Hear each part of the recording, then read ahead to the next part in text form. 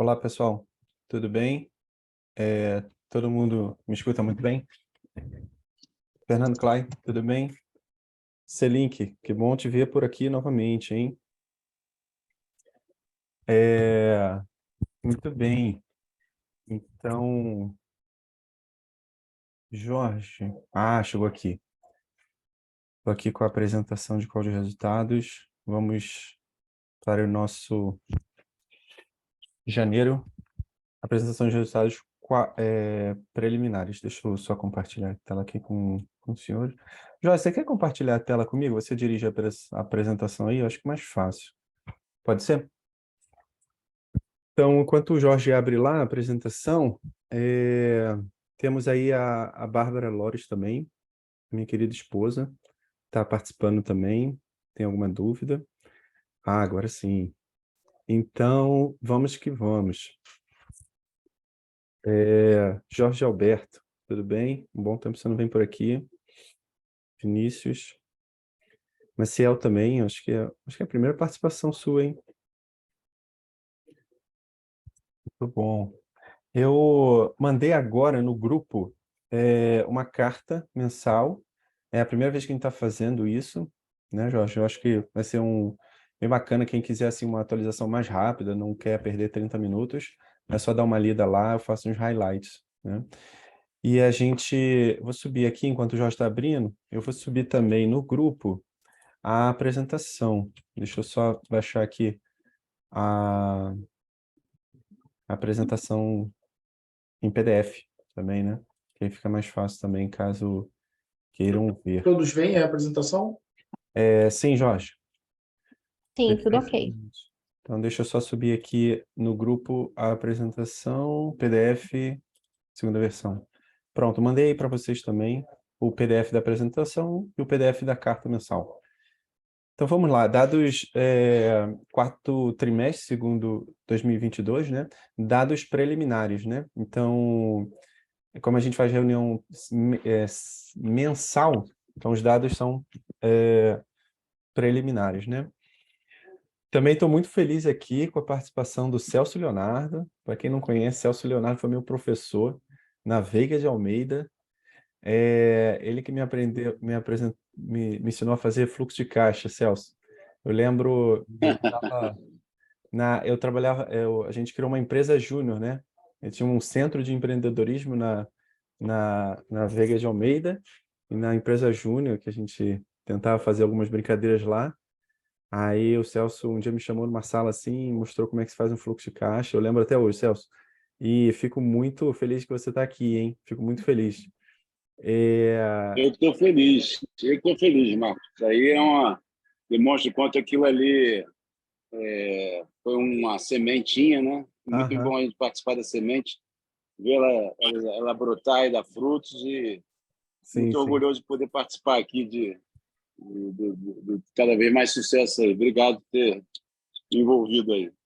Show de bola, show de bola. Gostei muito, Celso. Depois a gente toma um café e bate um papo e tal. Boa, boa. Mas muito bom. Isso já fazem, eu acho que uns mais de 10 anos, né, que eu estava na Veiga. Eu acho que mais aí, eu tenho 15 É. anos atrás, 15 anos atrás. Então, poxa, se eu lembro de você há 15 anos atrás, é porque fez uma diferença mesmo, Celso. Para mim também. Vamos embora. Vamos que vamos. Tamo junto. Então vamos lá, Jorge. O próximo slide fala sobre um slide padrão, exoneração de responsabilidade, ao futuro Deus pertence, isso é um Negócio não padrão é de porque é mercado, período né? eleitoral. É óbvio que para Então, você deixa eu só fechar aqui destinar. o Ricardo. Ricardo, que bom que você está aqui também. Para o próximo slide, Jorge, a gente vai falar um pouquinho os destaques, né? Performance, resultados, padrão aí que a gente sempre fala.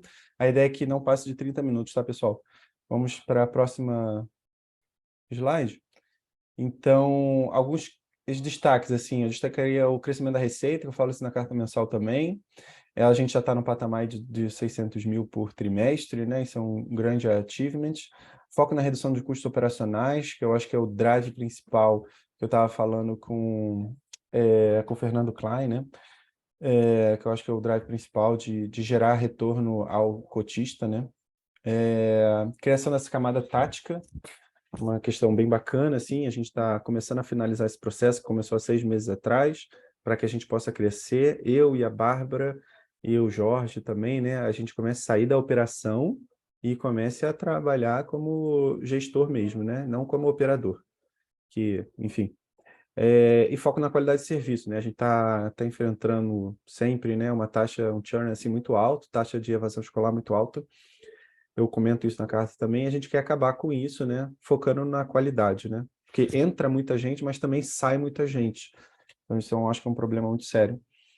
E reajuste de preço, né? Eu falei com a Bárbara ontem que há 3 anos atrás, sei lá, o nosso curso custava R$ 240 ou US$ 90.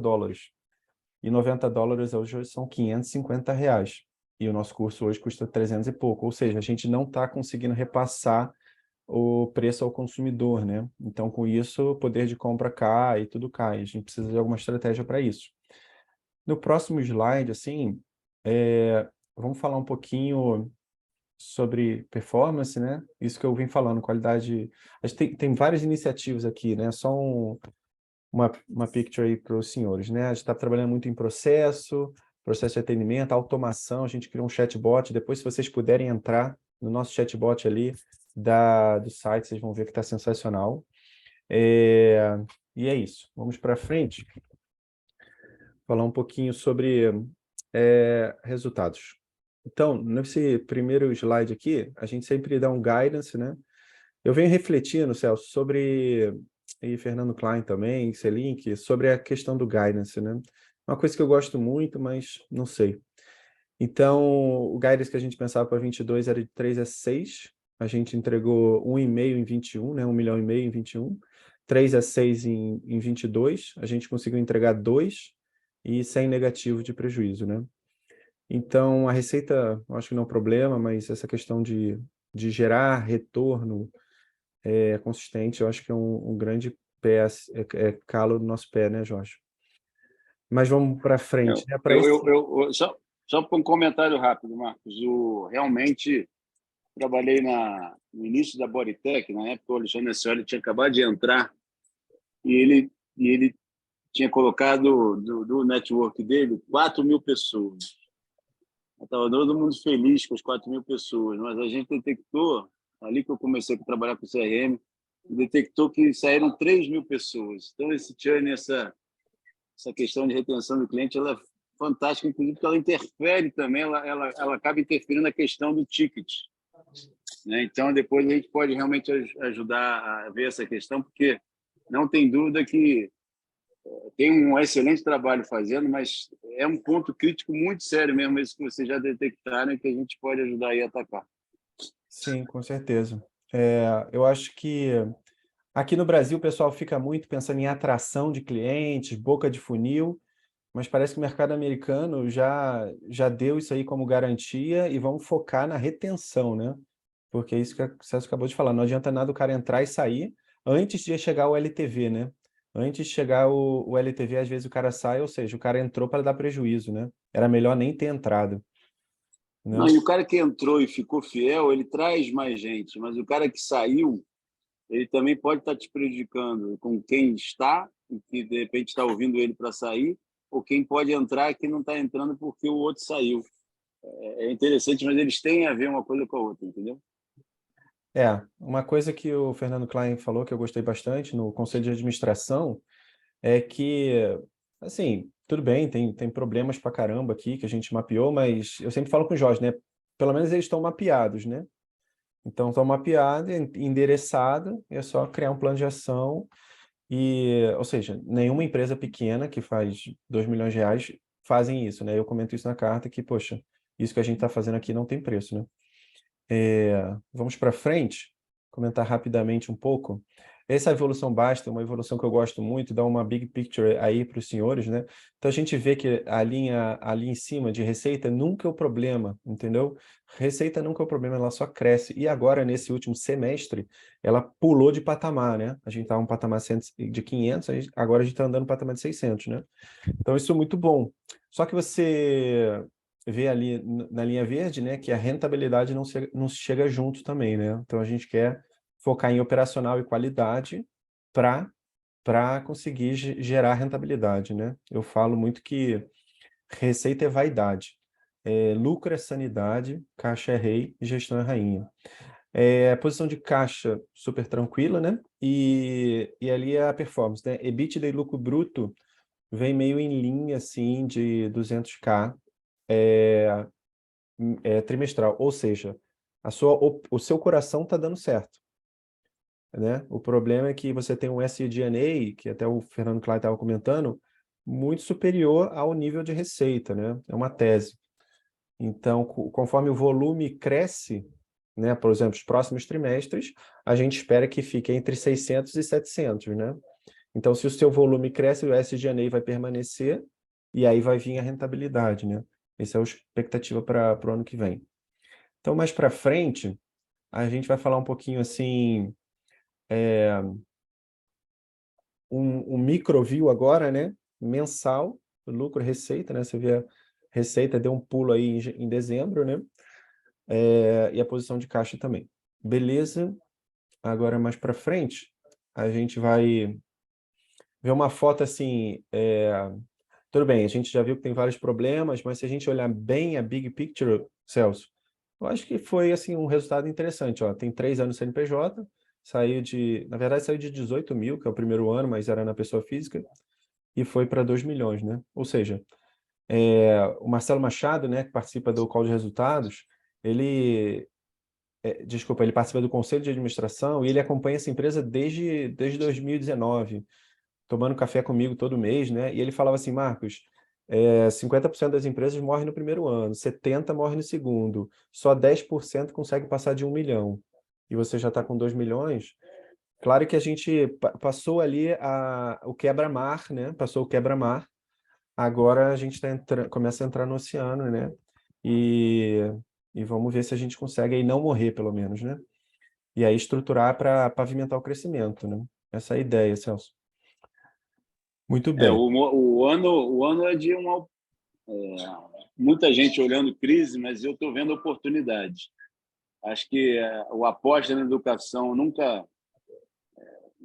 vai ter que ser maior ainda, tem que ser, não tem como. Então, acho que essa parte da educação, as pessoas, as instituições, então acho que é propício, ainda vive essa oportunidade de negócio para vocês.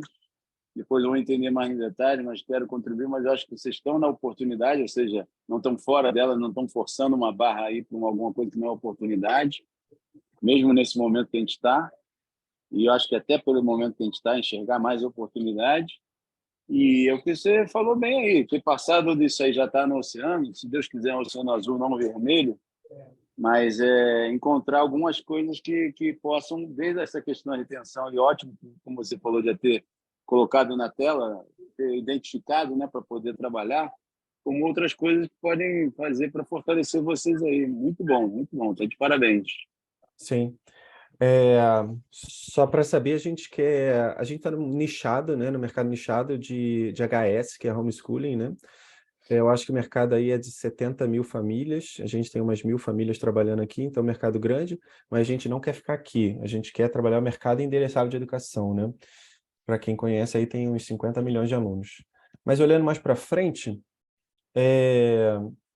vamos ver um pouquinho, uma outra foto aqui, Jorge. Aí a receita trimestral, né? Que você vê que, mesmo caindo um pouquinho em dezembro, ela se manteve ali na casa de 600, então é um patamar legal, e eu acho que não vai descer desse patamar. E aí, mais para frente, no próximo slide, a gente vê a dispersão mensal, né? Então, a gente vê que nunca foi problema, tem algumas oscilações, mas a gente quer manter essa receita mensal, né? Muito fruto disso aí, 99%, 90% é receita recorrente, né? Então, olhando mais para frente, a gente compara year over year, então 35% de crescimento, né? É um bom crescimento, mas como a gente é uma startup, assim, é um crescimento muito pequeno, né? A gente deveria entregar ali uns 100, 150, né? Mas entregamos 40, 35, 40. Enfim, é o que a gente conseguiu, né? Então vamos para frente. Então, lucro, aí vamos começar a trabalhar performance, né? Lucro bruto também subiu de patamar, tá ali entre 230 e 200, né? Mais para frente, a gente tem a margem bruta, né? eu acho que 30, 40 seriam perfeito, né? A gente está com 27 agora, 30, 27. E mais para frente a gente tem o EBITDA, né? Que a gente está calculando aqui, também está se mantém, ou seja, a operação, o coração está funcionando, né? O problema é quando você tem EBITDA negativo e tudo mais, né? O coração está funcionando. O problema mesmo é quando você sai do operacional, né? Então vamos para frente. Margem EBITDA 26 agora nesse trimestre. Esse é um gráfico que a gente começou esse ano, né? Antes a gente estava calculando errado. Mais para frente a gente tem, vamos passando aqui o lucro trimestral, o lucro mensal, né? Agora a gente está mudando de contabilidade e tudo mais, né, Jorge? Esse aí, negativo 151, a gente acha muito, pessoal, que é ativo fixo, entendeu? A gente comprou 100 e tantos mil de computador e eu acho que a contabilidade comprou o computador na minha pessoa física e não dá para jogar, então está arrumando a casa, entendeu? Então acho que não é verdadeiro esse prejuízo, né? Mas aqui a gente só pode mostrar dados oficiais da contabilidade, então mesmo que não seja, a gente acha que não é verdade, a gente tem que mostrar esses dados, né? Para governança, entendeu? Mas a gente vê que o segundo semestre pelo menos está no positivo. Vamos para frente, passar um pouquinho mais rápido. A gente conseguiu o lucro, né, melhorar bastante, não bastante, mas sair do vermelho, né? E vamos um pouquinho mais rápido, passando pelos outros slides. Aí a margem líquida está no positivo também. Aí no próximo vamos falar um pouquinho sobre qualidade operacional agora. Aí a gente vai ver despesas operacionais, que é a primeira vez que a gente analisa isso. Isso aqui representa, sei lá, 80%, né, Jorge, de todo o seu lucro é aqui. Se a gente perde a mão aqui nos professores, a gente dá prejuízo, né? Então, implementamos ponto mais, tal. Estamos caminhando aí para uma empresa de planejamento e controle, Celso. Eu gosto muito do Roberto Bayer, né, que é da Redpoint, né? Então, aí eu e o Jorge participando de um evento lá para ele, para captar o dinheiro, né? Mas ele falou assim, pô, Marcos, a sua empresa não é uma empresa assim de venture capital, é uma empresa de private equity, que é uma empresa mais planejamento, controle e tudo mais, né? Depois a gente pode falar sobre isso. Vamos passando aí, Jorge. Remuneração de professores, vezes a despesa operacional, né? Tem muito dado aí para a gente acompanhar, né? Depois pode acompanhar com calma. No próximo, que aí a gente abre para perguntas e respostas. Administrativa, esse é o SG&A, né? Esse é o nosso... Enfim, eu não sei se é o nosso problema, tem que ter o volume também, tem várias questões aqui, né, Fernando Klein? Mas aquele pico ali de 83 foi um 13º de 23 mil lançado, a gente acha erradamente pela contabilidade, mas ela vai corrigir isso, né? Então, são dados preliminares, é o documento que a gente tem, né? A gente não pode ficar inventando número. Então, para fevereiro, esse número deve mudar, né, Jorge? E deve cair lá para 60 e alguma coisa, né? Que está em linha. Porque foi feita uma provisão errada ali, né? A provisão 13ª. A gente pode entrar, quem quiser saber mais, né? Mas passando aí, a gente tem uma foto da operação, né? 400 alunos, 800 matrículas, meio a meio. E eles dão uma receita mensal aí de uns 190, 200 e alguma coisa, né, Jorge? Então, mais para frente, agora a gente vai olhar um pouquinho na dispersão da receita. Pode ir passando, Jorge, dispersão da receita por produto. A gente vê que o nosso maior produto é o inglês. É aquele Dutch V ali, a partir do mês que vem o Jorge vai começar a abrir ele, né? E aí depois tem português, matemática, inglês, latim, alemão. Tem um portfólio aí de 18 produtos, né? 18 produtos. E a gente quer, talvez não crescer, eu penso, Bárbara, que talvez a gente não abra tantos cursos, mas foque que esses cursos representem mais da receita, né, Jorge? Eu penso muito isso aí, né? Para que os cursos comecem a se estruturar, né? Então, vamos para frente. Agora, eu gosto muito de uma estratégia, eu comentei isso na carta mensal, que é Monthly Dividends Aristocrats. É uma estratégia lá dos Estados Unidos. Eu, como pessoa física, já invisto em ações há muitos anos, acho que uns 15 anos, na nossa família, da Bárbara e tal, aqui nos Estados Unidos, e lá tem uma estratégia muito disso, né? Eu vou falar um pouco sobre isso, né? Por quê? Porque essa estratégia garante para o sócio que mesmo que aconteça alguma coisa errada, ele consiga ver o retorno, né? E isso dá uma certeza que esse projeto não é de charlatão e tudo mais. Ou seja, ele todo mês vê lá o dividendo caindo na conta dele daquele CNPJ, a educaçãoclássica.com, né? Então, o valuation, pra você saber, Celso, a gente abriu a empresa lá em 19, botou lá no contrato social R$ 1.000, 1.000 ações, então ela valia R$ 1. Aí a gente valorizou ela mais ou menos em 1.500.000 em 20, em 21, 3.500. Em 21 entraram dois sócios. Dois sócios, cada um botou 5.000 e pegaram 0,17% da empresa. Em 22 a gente fez uma outra rodada, a gente valorizou agora certinho o valor mesmo, né? 4.642. E aí 20 famílias entraram e colocaram 250.000, levando 5% da empresa. A gente quer fazer isso todos os anos, né? Esse ano a gente quer fazer uma outra rodada para capturar mais ou menos uns 800K e entregar mais 5%. E assim a sua base acionária, assim, não é acionária porque a empresa é fechada, né? Mas sua base de cotistas aumenta e é uma grande coalizão assim de famílias suportando esse projeto, porque eu acho que eu não faço nada sozinho.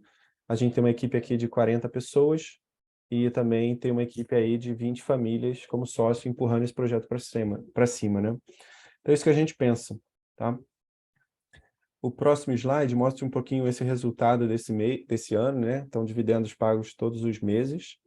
E daí a gente aumentou em agosto 10%. E aí eu comentei na carta que em fevereiro vai aumentar mais 10%. Por quê? Por causa dessa estratégia, Monthly Dividends Aristocrats. Todos os meses receber dividendos e, de preferência, sempre crescente. Sempre crescente. Isso dá uma segurança para o minoritário muito boa. E como eu sou minoritário há 15 anos em mais de 30 empresas, eu acho que é uma estratégia sensacional assim, para as famílias, né? E fora isso que, assim, a maioria das pessoas que estão aqui gostam do projeto também, né? Porque empresas que dão resultado financeiro têm milhões aí, né? E com muito menos risco, né? Mas muitas pessoas aqui, a gente está na etapa de friends and family, né? Então, muitas pessoas estão aqui por acreditar no projeto, né? Então, acho que foi isso, né, Jorge? Não sei se tem mais alguma coisa. A próxima slide já é obrigado. Então, obrigado. Uma representação, assim, 20 minutinhos. Agora, eu gostaria de abrir para perguntas e respostas. Quem quiser comentar alguma coisa. Oi, Marcos. Tudo bom, Celink? Tudo bem? Quanto tempo? Quanto tempo, hein? Pois é. Marcos, enfim, faz um tempo agora que eu não participo, talvez eu tenha perdido algo importante para trás. Analisando aqui friamente esses dados que tu passou, tu comentou lá no início que, quer dizer, foi demonstrado no início, né, que há uma variação muito grande ali de faturamento, de queda. Não sei se isso é só questão contábil, se de fato tem muita variação de faturamento ali na tua empresa. E Na receita que você diz? isso, na receita da tua empresa. Não, eu acho Ela que tem se muita olhar... variação, ela tem... porque eu vi assim, Não, eu acho que é alguns estável. gráficos, né, ela está evoluindo. Se você puder, Jorge, mostrar aí para a gente a receita, por exemplo, trimestral, né? Se a gente for a receita trimestral, a gente vê que... Ah, não, vamos olhar, Jorge, a mensal. A mensal, né? Tem uma certa flutuação, Selink. Uma parte dessa flutuação é contábil, né? Porque às vezes a gente não consegue emitir a nota nesse mês, é emitir no outro, né? Então tem uma evolução contábil. Mas o Jorge, como ele está mostrando aí, e agora ele vai botar full screen, e quando a gente vê full screen, a gente vê que ela tem uma certa linha de tendência, né? Uhum. Tem uma certa linha de tendência. Aqui para mim não está full screen ainda. Agora foi. Então, É, ela vai andando em patamares, né? Ela vai andando em patamares. Ela cresce e para, estabiliza, cresce de novo. E agora em e 22 a gente pulou de outro patamar. Vocês estão vendo meu mouse? Acho que não, né? Tem uma opção que eu boto o mouse aqui, eu não sei como, mas sei lá como. Então deixa para lá. Aqui em 22, Jorge. Ah, não, porque o Jorge que está operando, né? Em 22 eu vejo um crescimento, ó. Se você. Não sei o que você não, acha. ela cresce, mas é que sim, eu estou tentando ver se eu consigo achar alguma relação entre aquela Marcos, eu te atualização de concedi aí informação. o Maravilha. controle. Tá vendo meu mouse? Não, né? Não, deixa para lá. Pode falar, Felipe. Mas eu estou Eu tentando ver tô se eu vendo acho o uma mouse mover. relação Uhum. entre aquela informação do teu número de evasões, né, e aquele número de receitas recorrentes. Tinha comentado ali no slide de 418 alunos que geram receita recorrente, a um ticket médio de 190, dá quase 1 milhão no ano de, de faturamento, né, de recorrente. Não sei se eu compreendi a informação certa ali.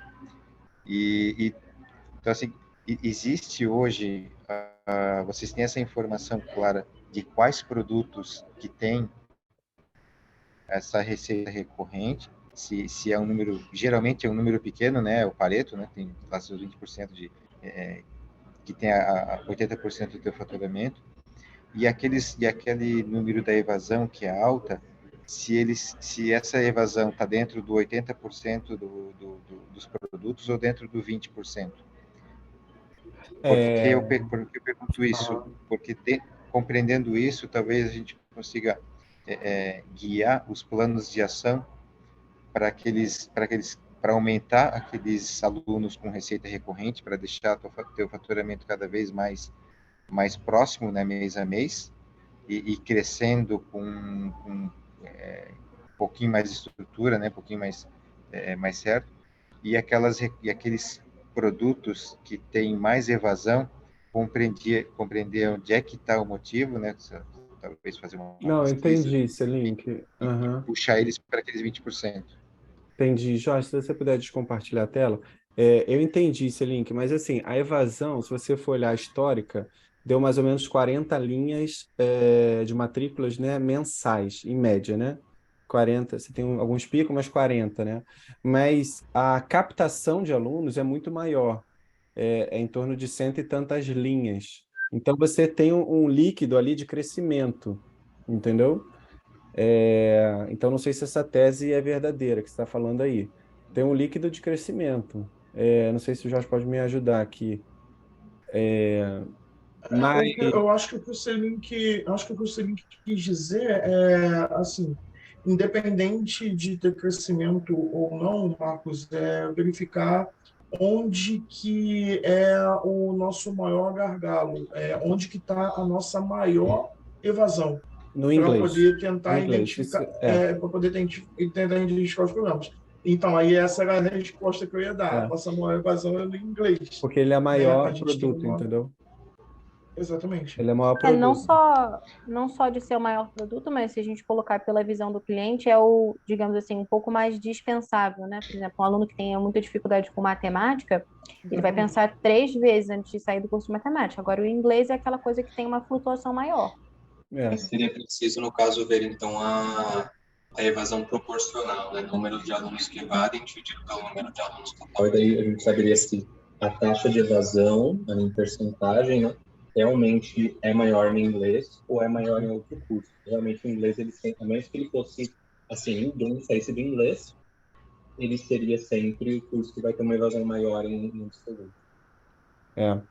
É É, recorrência. tudo aqui é recorrência, Selink. Sei lá, 100% dos produtos são recorrência, né? Então, você tem uma base que ela sempre anda e tem o ofensor, que é a taxa de evasão, mas também tem muita gente entrando. Para vocês saberem, hoje, a mesa de novas matrículas tem 180 famílias querendo entrar. E o SDR falou assim, desliga a propaganda que a gente não consegue mais trazer gente, entendeu? Até estrategicamente a gente vê um gargalo ali, né? Ou seja, como assim eu vou desligar a propaganda? Deixa o pessoal entrar, mas não é tão simples, né? Então, a gente tem vários problemas, assim, estruturais, assim, né? Por exemplo, a vacância, né? A gente acha que tem muito dinheiro na vacância, ou seja, cadeiras vazias dentro de uma sala. Poderiam entrar dinheiro sem despesa, né? Estrategicamente, eu vejo que para frente a gente tem que colocar em qualidade para diminuir a vazão, mas ela sempre vai existir, é meio impossível ela zerar, né? E trabalhar esses gargalos, né? Que é SDR, trazer professores bons e melhorar a qualidade. Eu estou fazendo um Balancete Scorecard e três focos assim para o ano é isso aqui. E eu não sei se vocês veem alguma coisa. Eu e o Fernando Klein, a gente viu também a evasão, né? Então, os 4 focos aí para o ano, entendeu? Eu acho que é isso que tinha que focar, né?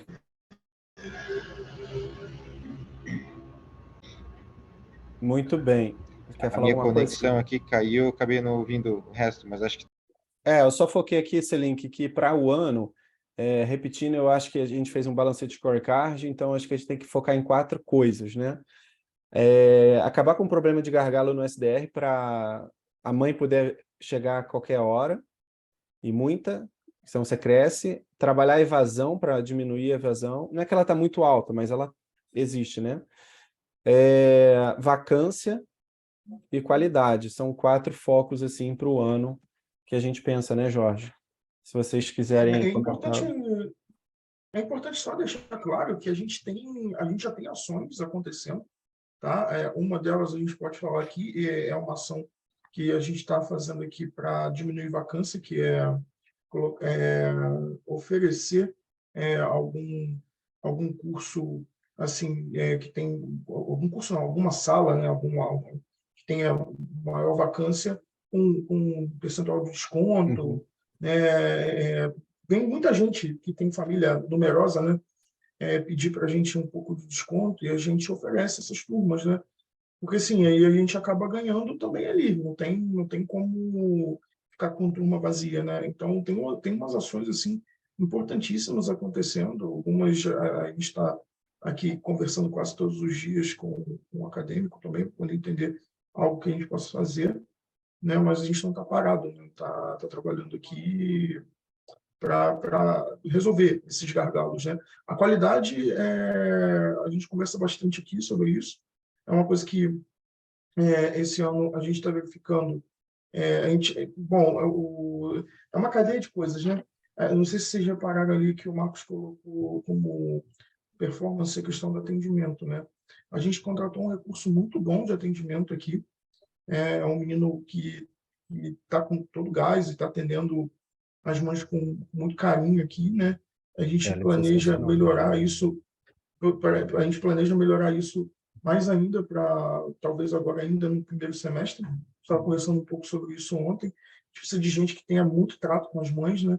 Quando a gente tem muito trato com as mães, a gente tem um bom atendimento, a gente tem um atendimento de qualidade, a gente consegue atender rápido, a gente consegue diminuir a insatisfação, a gente consegue diminuir a evasão, né? E aí, dentro da nossa linha acadêmica, a Bárbara tem feito aí um trabalho junto com o Rodolfo, né? Que é da também o coordenador aí de cursos, para poder colocar todo mundo na mesma página, reuniões quase que diárias, enfim, o cancelamento ele não vai seco, né? Ele não termina seco, né? Ele passa na mão do professor que é o professor do aluno para entender ali se tem algum problema de dificuldade de aprendizagem e tal. Enfim, então tem várias ações aí acontecendo, né? Muitas ações Sim, acontecendo. com certeza. Essa camada tática que a gente criou também, então antigamente era 600 alunos, sei lá, 1.000 matrículas em cima da gente, eu e Bárbara, né? Então agora tem uma camada, tem o Rodolfo, coordenação geral dos cursos, e depois 5 coordenadores. Então a gente tem uma expectativa que vai melhorar bastante. Eu acho que muita coisa está endereçada, estou muito animado com o projeto, eu acho que o projeto vai melhorar muito. A gente já entregou uma coisa que eu gostaria de entregar muito mais, né? Mas também eu, Jorge, trabalho em multinacional, tal, então a nossa barra é sempre muito alta, né? Mas eu acho que foi uma entrega razoável e para 23 eu acho que a gente vai entregar muita coisa boa também, né? E também a gente está aprendendo muito, né? Eu comento lá, eu nunca fui dono de nenhuma empresa, né? Então você tem uma taxa aí uma curva de aprendizagem para errar, errar, errar, e a gente vai endereçando os erros, né? E melhorando, né?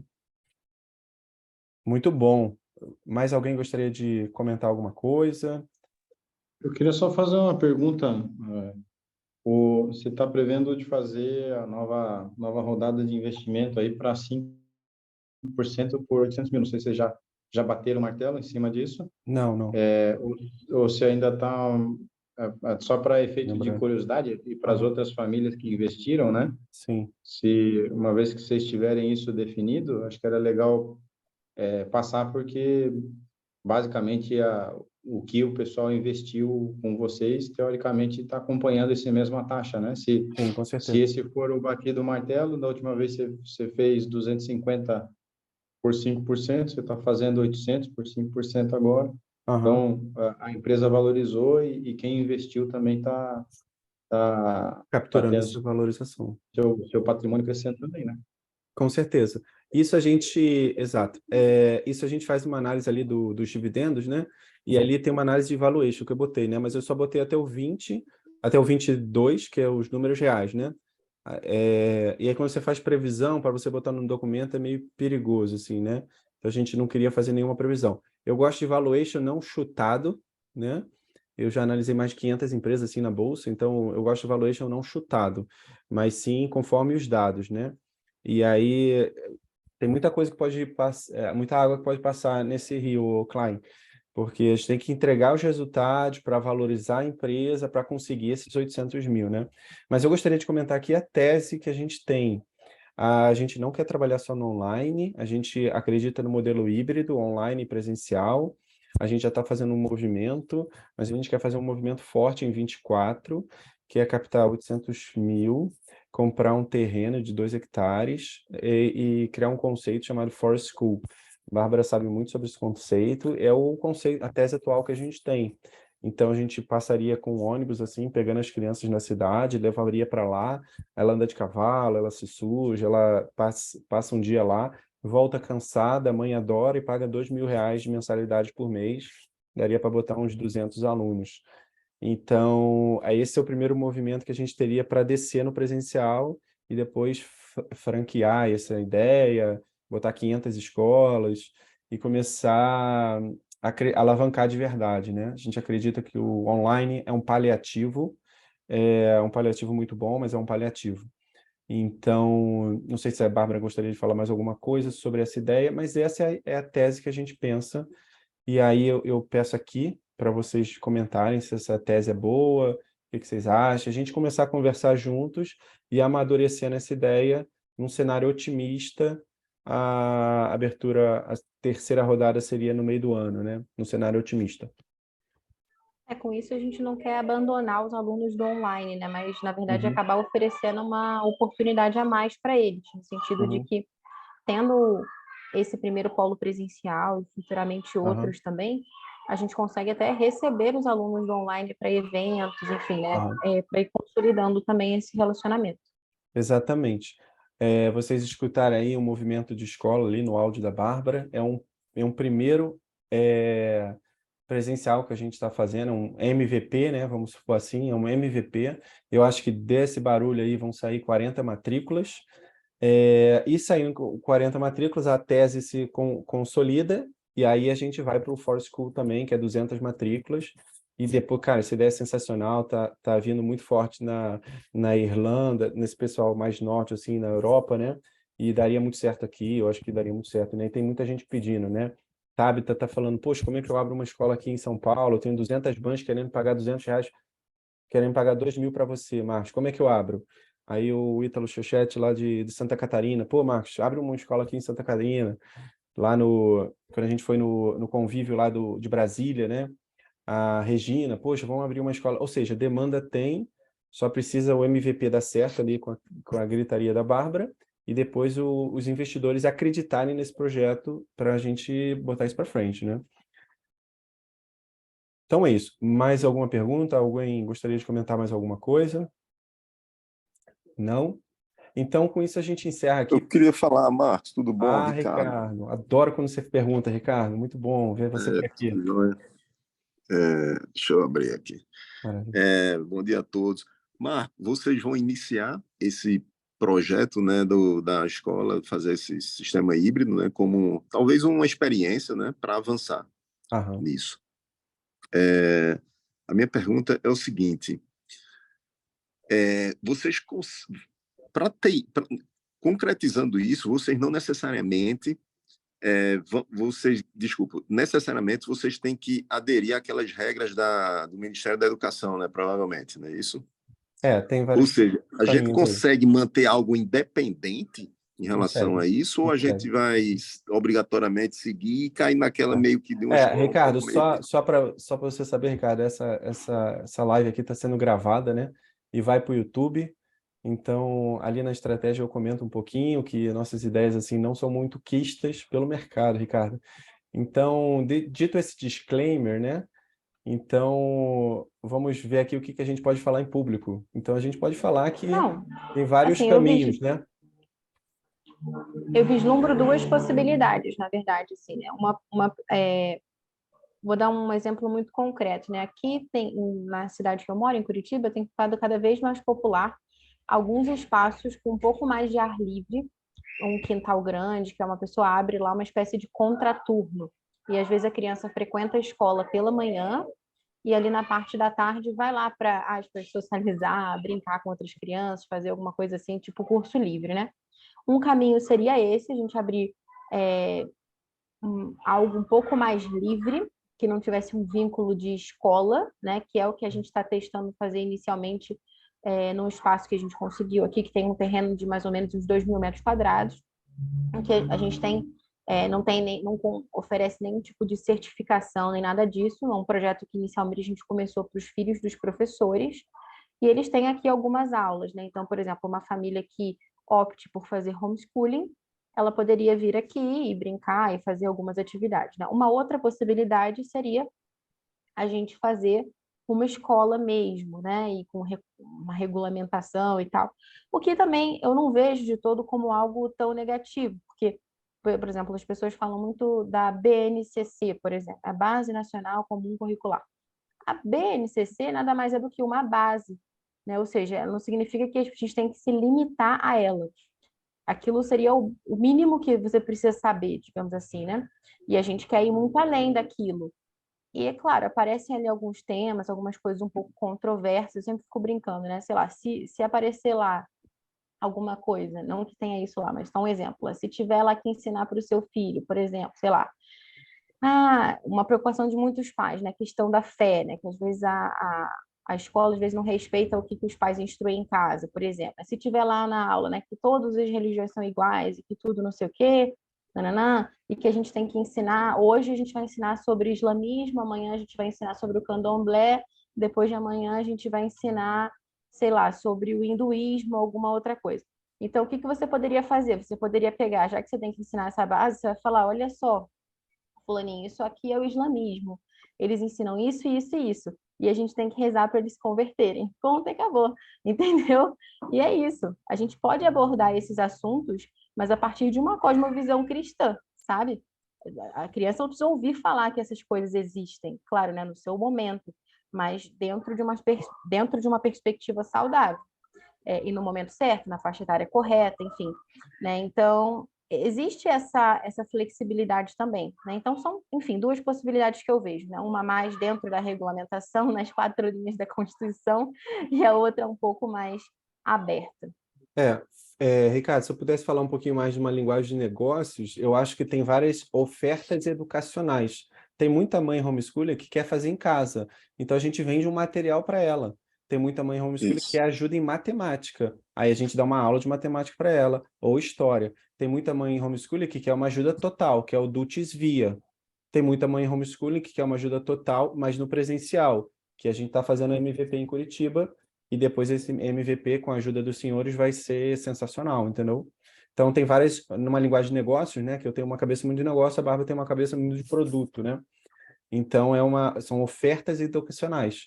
E a gente quer ter ofertas educacionais para todo o mercado endereçável de educação. E aí a gente vai para a Bolsa de Valores, que é a nossa meta.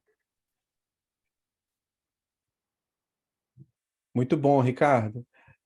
Valeu, Marco. Valeu. Maravilha, fico muito feliz na sua participação aqui. Mais alguém gostaria de comentar alguma coisa? Alguma dúvida? Então, não tendo mais dúvidas, fica aqui um muito obrigado. Estamos muito felizes assim, com o ano que passou. Eu acho que 2023 vai ser sensacional. A gente vai conseguir entregar mais resultados e resultados consistentes, gerando valor real para todos que estão acreditando aqui nesse projeto. Rodrigo, Teixeira, muito bom ver você por aqui, hein? Então tá, até mais, pessoal. Tchau, Karen. Tchau, pessoal.